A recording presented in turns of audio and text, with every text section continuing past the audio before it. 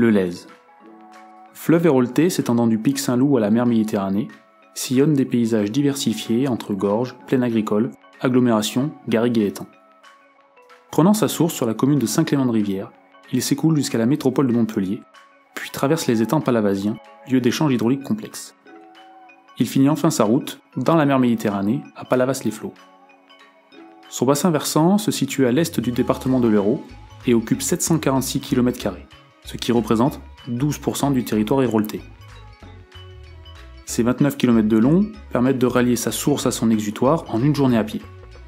Malgré sa courte distance, les activités humaines ont un impact fort et l'empêchent de vivre naturellement. Focus sur ce fleuve, malmené par les hommes.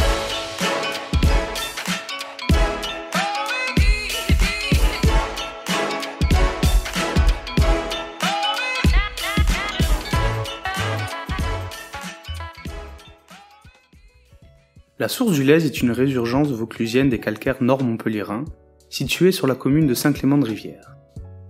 C'est la 7e plus importante résurgence de France, et elle permet de fournir de l'eau potable à la majeure partie des habitants du bassin versant, dont ceux de Montpellier depuis 1765.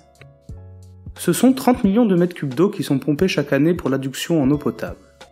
Cette eau souterraine est d'une qualité excellente et nécessite peu de traitement avant sa consommation. Les roches calcaires, situées au nord de Montpellier, vieilles de plusieurs dizaines de millions d'années, contiennent de l'eau de pluie. Celle-ci s'infiltre par les garrigues, traverse les sols, puis s'écoule vers la source du Lèze, dont le débit est produit naturellement par l'aquifère karstique. Dans ce type d'aquifère, l'eau est stockée dans des fissures qui traversent les roches calcaires. Ces fissures sont connectées à des cavités, grottes et conduits qui résultent de la karstification de la roche et constituent un réseau d'écoulement souterrain drainant l'ensemble du massif jusqu'à son exutoire, la source du Lèze. Le risque de pollution sur la zone de réception des eaux est important et peut impacter la qualité de l'eau potable ainsi que la vie biologique du fleuve. Depuis 1982, l'eau est directement pompée dans le réseau karstique. Une source artificielle est donc aménagée sur le site pour permettre de maintenir une vie biologique dans le Lèze. Cette restitution artificielle au fleuve a un débit allant de 170 à 230 litres seconde en fonction de la saison. Le Lèze n'a pas toujours été alimenté en permanence. Son fonctionnement originel est intermittent. Cela signifie qu'il peut se retrouver asséché une partie de l'année lorsque sa vasque ne déborde pas. La source du Lèze possède une biodiversité très riche avec des espèces emblématiques. L'eau limpide et la végétation présente attestent du bon état du cours d'eau. Cette partie du Lèze est classée Natura 2000 afin de protéger les habitats naturels et les espèces sensibles. Une sensibilisation du public a été mise en place afin d'éviter toute dégradation due au piétinement et aux activités de loisirs sur cette partie encore intacte et conservée du fleuve. Donnons un exemple simple. Le Lèze est l'unique lieu de vie au monde du chabot du Lèze. Petit poisson très menacé par la fréquentation et l'artificialisation du cours d'eau. Il n'est présent que sur la partie amont du fleuve et occupe un habitat particulier fait d'eau courante peu profonde et de cailloux. Il est donc nécessaire de protéger ce lieu de vie unique sur Terre.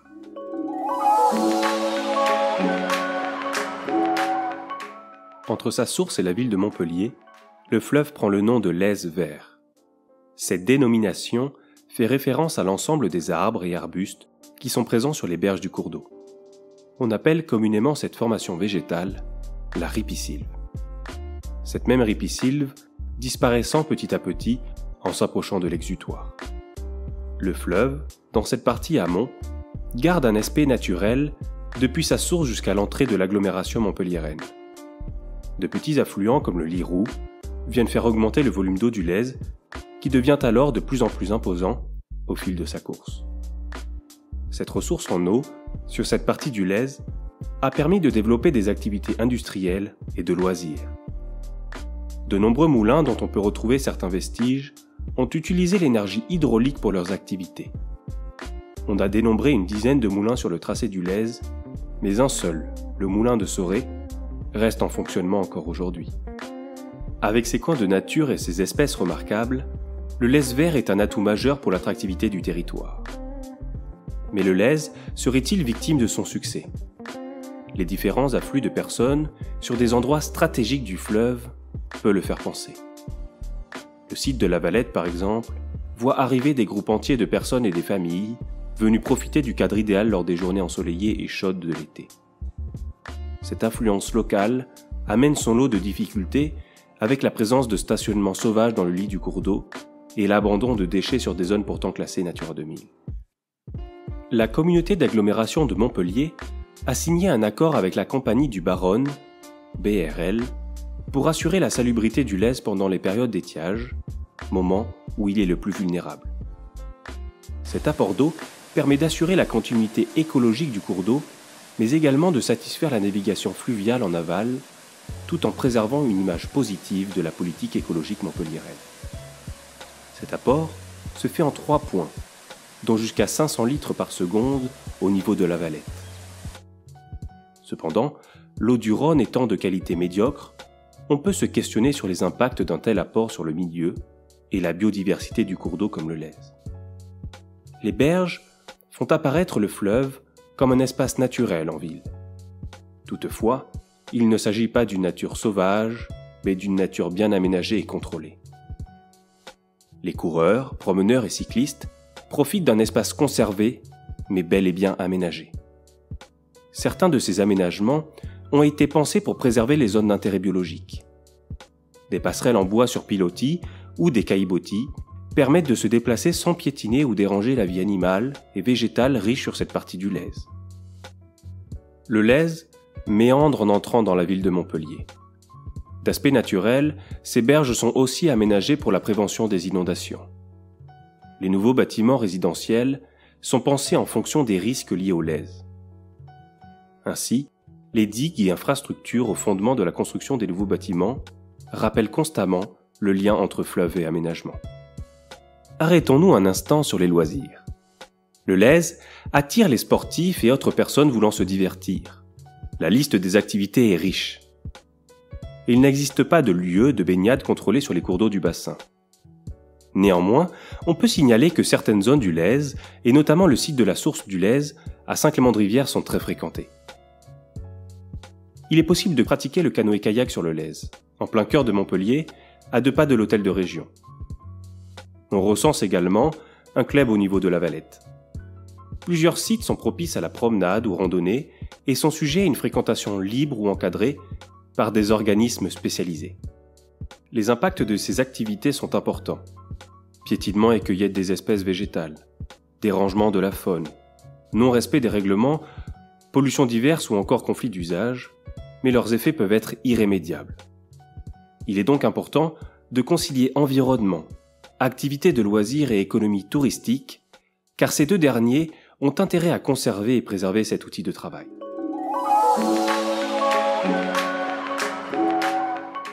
À Montpellier, le tronçon du fleuve qui passe dans le centre-ville est appelé Lèze-Béton, car il a été radicalement minéralisé dans les années 80. Le suraménagement des berges du Lèze atteste d'une certaine volonté de maîtriser la nature pour l'insérer dans le milieu urbain. Sur le bassin du Lèze, 13 700 hectares sont urbanisés, ce qui représente 18% de sa surface totale. En moyenne, cette surface continue de croître de 2,5%, soit environ 120 hectares par an. Comme en attestent ces photographies aériennes, prises en 1965 et en 2015. Cette partie, longue de 1,2 km, compte 5 seuils. Ces derniers ont vocation à créer des retenues d'eau plane, esthétiques pour le quartier. L'hôtel de région, les quartiers résidentiels, la fac d'économie et divers commerces profitent ainsi d'un cours d'eau calme et agréable. Ces seuils constituent cependant une entrave écologique, qui empêche la libre circulation des sédiments et la remontée des espèces piscicoles. Des dispositifs de passe à poissons ont été mis en place pour pallier ce problème sur 4 des 5 seuils, avec une efficacité très discutable au vu de leur emplacement et du revêtement choisi. Les grandes berges enherbées présentes dans le lit majeur du Lèze sont très appréciées des Montpelliérains. Elles sont le lieu de beaucoup d'activités associatives, culturelles et sportives, comme le Festival international des sports extrêmes, le FIS, qui s'y déroule tous les ans au mois de mai. Ces berges permettent d'intégrer une part de végétation au cœur de ces secteurs fortement urbanisés. Leur fréquentation est cependant très dangereuse en cas de crue, et la vitesse d'écoulement de l'eau se retrouve accélérée. Des panneaux de prévention sont présents pour avertir la population. Les ponts et passerelles sont conçus pour laisser passer l'eau en cas de crue. Ce type de construction permet de limiter la pression sur l'ouvrage en le rendant plus durable et sécurisé. En aval du lèse béton, on trouve de grandes bouches d'évacuation des eaux de pluie en provenance du centre urbanisé. Les dimensions de celles-ci attestent du volume d'eau important que le lèse est susceptible de recevoir en cas d'épisode orageux. Le débit du lèse se trouve augmenté, ce qui accentue les risques d'inondation en aval. Justement, des indicateurs de niveau de crue sont le signe des précédentes crues éclairs que la commune a connues. Ces repères de crues font en sorte de maintenir une culture du risque envers les populations afin de sensibiliser toujours davantage aux risques bien réels que peuvent représenter les épisodes cévenols. Une surveillance quotidienne des débits est réalisée grâce aux capteurs piézométriques présents sous les différents ponts qui traversent cette partie du lèse. Concentrons-nous maintenant sur les inondations engendrées par le lèse. Depuis le Moyen Âge, des documents d'archives font état de la violence des crues éclairs et torrentielles sur le lèse et de ses affluents qui emportaient régulièrement des ponts, causaient d'importantes inondations et faisaient de nombreux morts. Les crues les plus importantes ont eu lieu en automne, le plus souvent en mi-octobre, lors des épisodes pluvieux importants appelés épisodes cévenols. Les inondations sur ce territoire sont impactées par les particularités du littoral. Dans certains cas météorologiques extrêmes, la mer peut se constituer en barrière qui empêche les eaux du fleuve de s'évacuer, faisant remonter le niveau de l'eau plus en amont et créant des débordements dans les terres. Si l'inondation reste un problème naturel que l'on ne peut pas empêcher, l'intervention humaine est parfois un facteur aggravant. Le ruissellement est ainsi d'autant plus important que les terrains sont rendus imperméables, le tapis végétal est plus faible, la pente est plus forte et les précipitations sont plus violentes.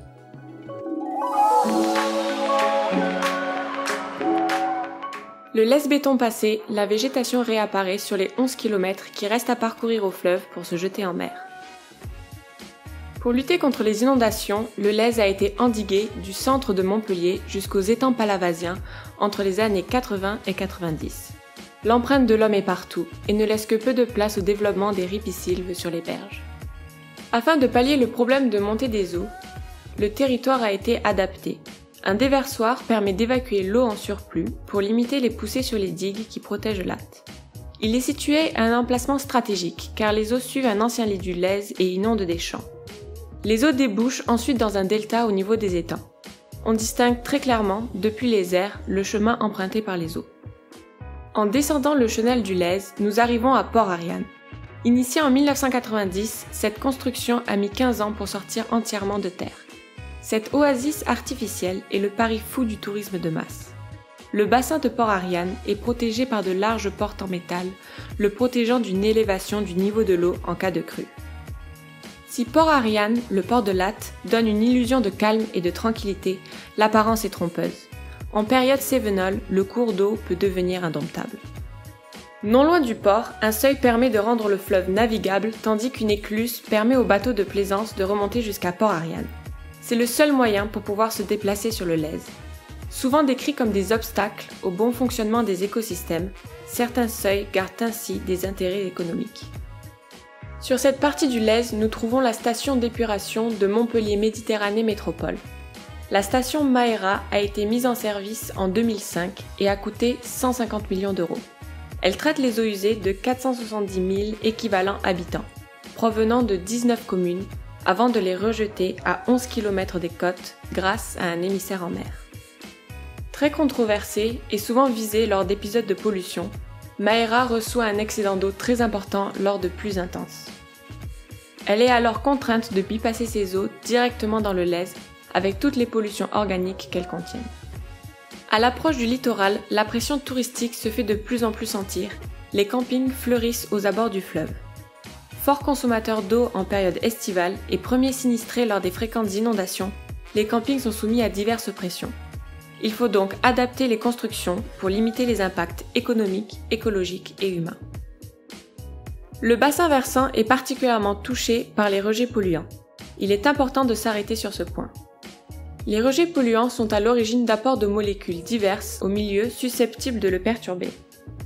On distingue les molécules organiques, phosphorées, azotées, des micropolluants et autres substances toxiques ayant des conséquences sanitaires très différentes.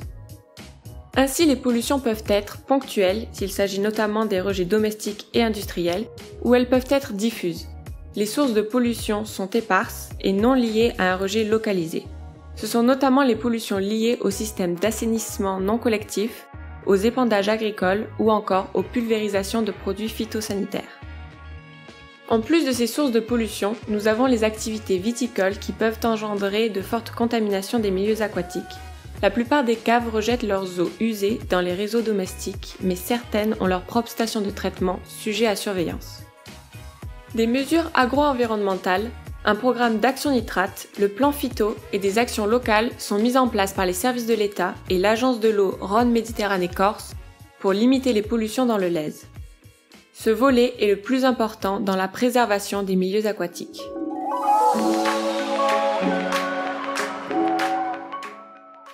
En arrivant à quelques centaines de mètres des étangs palavasiens, la végétation change, et les usages du Lez également. Les propriétaires riverains rangent leurs bateaux, comme s'ils étaient des voitures, sur leur place de parking. Après avoir traversé les étangs palavasiens et la commune de Palavas-les-Flots, le Lez débouche sur la mer Méditerranée. La commune est parvenue à utiliser cette embouchure à son avantage en faisant de celle-ci un port de pêche où les étals de poissons pêchés le matin rappellent que nous sommes en bord de mer. Le port de plaisance de Palavas-les-Flots, quant à lui, est complètement déconnecté du Lez. Cependant, le port s'est tout de même équipé d'une aire technique, muni d'un système de récupération et de traitement des eaux usées. Les étangs que le Lez alimente et traverse s'étendent sur une vingtaine de kilomètres entre les communes littorales de Frontignan et Pérols, en périphérie des agglomérations de Sète et de Montpellier. Ce complexe lagunaire particulier est riche d'eau saumâtre. Cela signifie que ces eaux sont légèrement à moyennement salées. Présents sur 4000 hectares et regroupant 9 étangs, ils sont peu profonds, environ 60 cm en moyenne, et sont traversés par le canal du Rhône à Sète, qui les coupe littéralement en deux, permettant ainsi de réaliser des échanges hydrauliques. Alimentés par un bassin versant de 600 km², le Lez et la Mosson à l'est, le massif de la Gardiole à l'ouest, ils reçoivent un flux d'eau important. Les abords des étangs sont fortement urbanisés. Les étangs palavasiens comportent aussi 1500 hectares de zones humides périphériques, telles que des marais ou des anciens salins. Ces étangs sont donc des zones tampons uniques entre la terre et la mer, séparées par une bande littorale appelée lit d'eau. Des incisions dans le lit d'eau permettent aux étangs de réaliser des échanges avec la mer Méditerranée à proximité. On parle alors de gros. La submersion marine est une problématique importante sur cette partie de la côte. Elle désigne une inondation temporaire de la zone côtière par la mer dans des conditions météorologiques extrêmes. Ces coups de mer sont aussi connus pour bloquer le fleuve et empêchent l'eau de s'écouler. Les inondations peuvent donc être accrues en raison de ce phénomène. Depuis le XIXe siècle, les aménagements successifs réalisés sur le littoral palavasien ont compartimenté l'espace lagunaire. Ainsi, la réduction des échanges hydrauliques entre les différentes unités lagunaires, couplée à d'importants apports liés notamment aux rejets domestiques chargés par le Lez, donne naissance à de fréquentes crises dystrophiques. Outre la mauvaise qualité de l'eau des étangs palavasiens, ces étangs sont également menacés par le comblement, à des degrés divers selon leur localisation.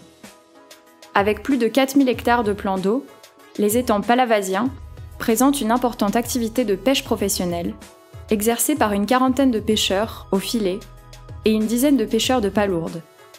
Quelques productions conchilicoles, menées notamment sur l'étang du Prévost, complètent cette activité halieutique.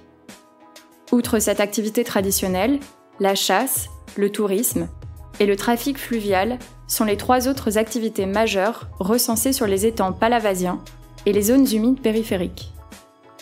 Cette zone, à la biodiversité unique, souffre encore des activités anthropiques présentes autour d'elle, mais également en amont le long du Lez. Ainsi, ces échanges hydrauliques complexes entre les deux entités se retrouvent fortement impactés.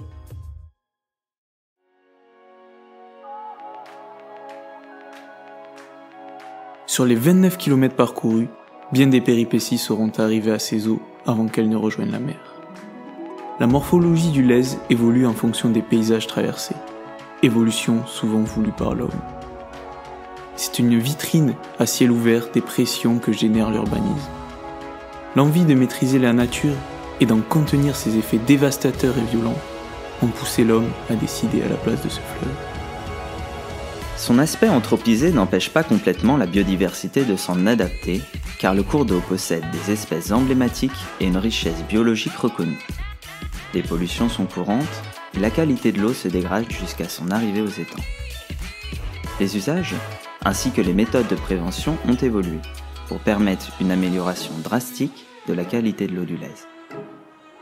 La conservation du Lez a un intérêt sociétal, environnemental et économique. Il représente un support d'activité et un lieu de vie incomparable. Le Lez, symbole du territoire montpelliérain, est sentimentalement inscrit dans la mémoire locale de ses riverains.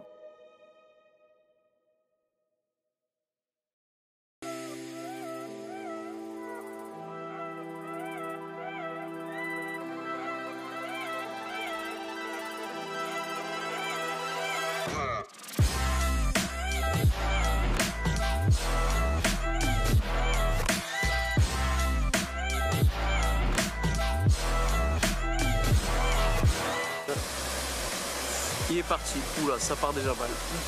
C'est la catastrophe.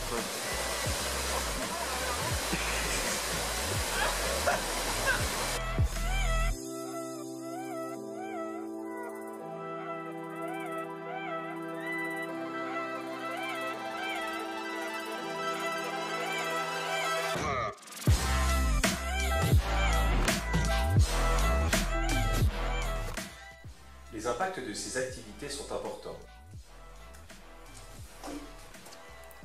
Drainant l'ensemble du massif et constitue un réseau d'écoulement souterrain drainant l'ensemble du massif. De l'enchaînement, là, tu peux faire une pause. Ok. À son arrivée aux étangs. Les usages.